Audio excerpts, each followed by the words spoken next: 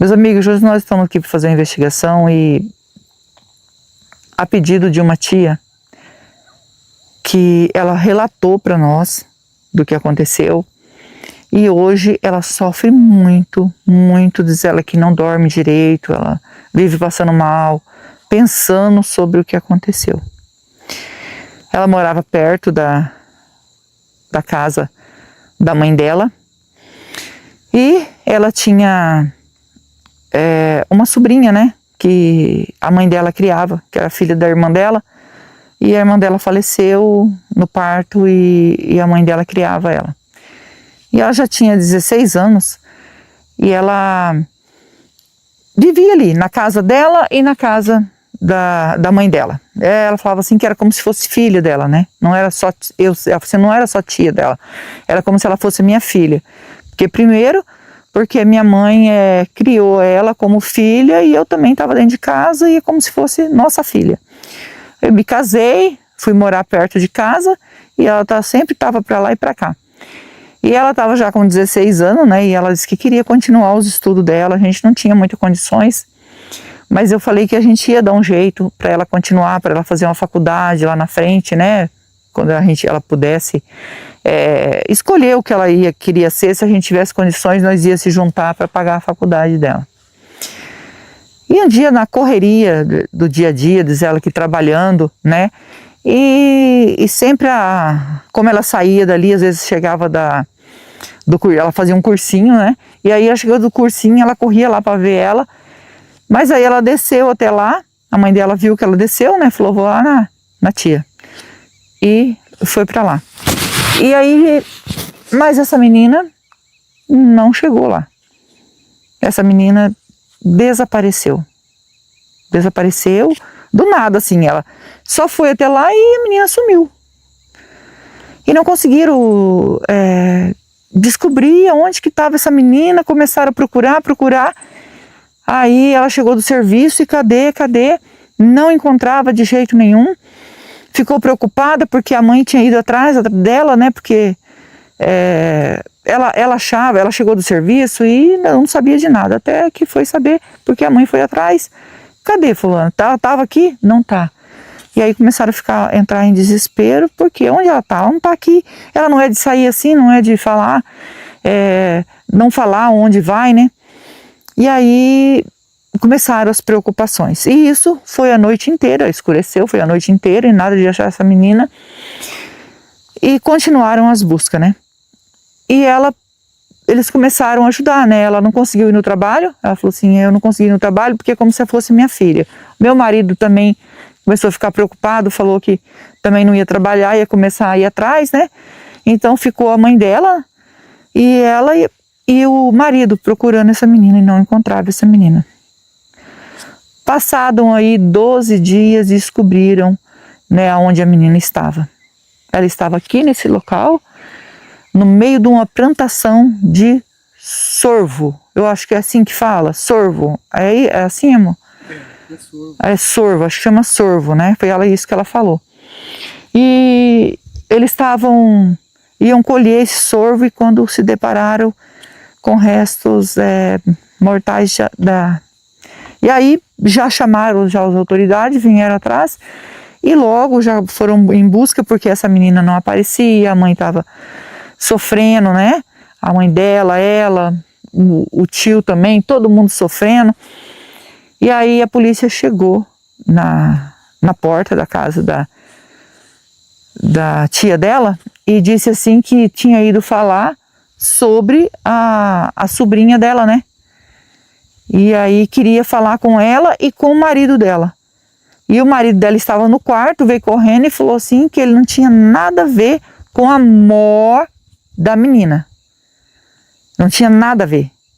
Aí a polícia disse assim, mas eu não falei que ela está morta. Eu não falei isso. Eu falei que eu vim falar sobre ela. Aí ele pegou e se assustou, né? É que faz tanto tempo, achei que já tinha... e vocês ficam pressionando a gente, correu pro quarto, trancou a porta, saiu correndo. Entrou para dentro do quarto, trancou a porta e falou assim que ficam fazendo pressão em cima dele. E a polícia desconfiou dele. Por quê? Primeiro a polícia falou que vinha falar sobre ela, mas não falou ainda que ela tinha encontrado ela sem vida. Só falou que tinha ido falar sobre ela, então queria falar com ela e com o marido dela.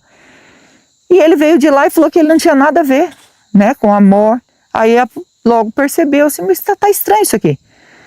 Então, quando a polícia foi lá para fazer a investigação, para dar o recado, né, do que tinha acontecido com a menina, que eles tinham encontrado aqui a menina aqui, e ele fez essa barbaridade, né, gente? Porque até eu, quando ela falou para mim, eu fiquei meio assim. Então, ele foi o primeiro suspeito. Devido à reação dele na hora da investigação ali, que eles foram investigar, saber certinho, né? Daí ele teve essa reação estranha e depois ele foi apontado como suspeito. Ele foi preso, mas não tinha nenhum indício, não tinha prova nenhuma que seria ele. Nenhuma. Porque eles não viu ninguém, não viu ele saindo com o carro, não tinha testemunha se ele saiu com o carro e retornou. Né, não tinha essa testemunha, não tinha testemunha de nada e não deixou nenhum indício na menina. A menina já estava em estado, né, avançado e não teve indício nenhum e ele foi solto. E quando ele foi solto, ele falou para a mulher dele que tinham prendido ele inocente. Ele era inocente. E ela falou assim que ela não queria mais ficar com ele. Ela falou assim, olha, eu falei para ele, Rose, que eu não queria mais ficar com ele. Por quê? Ele me deixou assim, por causa da reação que ele teve, ele me deixou em dúvidas. Apesar da polícia ter soltado ele, eu fiquei em dúvidas. Então, para aquilo não ficar na minha cabeça que eu estou com uma pessoa que pode ter feito algo para minha sobrinha, então eu fiz assim, eu falei para ele que queria me separar. E ele falou que não ia aguentar a separação de jeito nenhum, que ele não queria se separar, e ela falou, eu quero me separar. Você arruma as suas malas e sai de casa. Não quero mais você aqui. Não quero. Ela falou que não conseguia olhar para ele, ela não se sentia bem com isso. E ela falou assim, eu vou trabalhar e quando eu voltar não quero mais você aqui. Aí disse que ela foi trabalhar e quando ela retornou em casa, ele estava dependurado. Não preciso falar mais do que isso, né, gente? Ele provocou o próprio o desencarne. E quando ela viu aquilo em desespero, gritou muito, chorou e veio todos os vizinhos e chamaram de novo a polícia e tudo isso, e ela não conseguiu mais ficar nessa casa. Que a casa, diz ela que a casa ficou assombrada e ela passava mal por causa disso. Então ela saiu da casa porque ela via sempre aquela cena dele ali, ela achava assim, ou é ele aparecendo ou aquilo ficou na minha cabeça. E ela se sente culpada por ter pedido a separação. Mas ao mesmo instante, será que ele era culpado? Ou será que ele era inocente e eu que provoquei tudo isso? Então ela não viveu mais bem, ela falou que não arrumou mais ninguém. Apesar de já ter mais de 28 anos que isso aconteceu, ela falou que é uma sensação horrível lembrar que ela chegou em casa e encontrou naquela situação. Ele ficou bem assim, de maneira que ela abrisse a porta e já visse ele.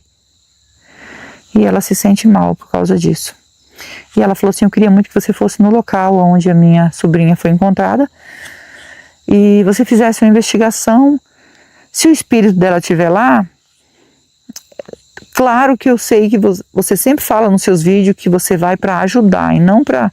Mas se ela puder, pelo menos, falar para mim, né, o que realmente aconteceu, porque nunca ninguém descobriu, não descobriu quem fez isso, o único suspeito foi solto, que era o marido dela, mas ele também já não está entre nós.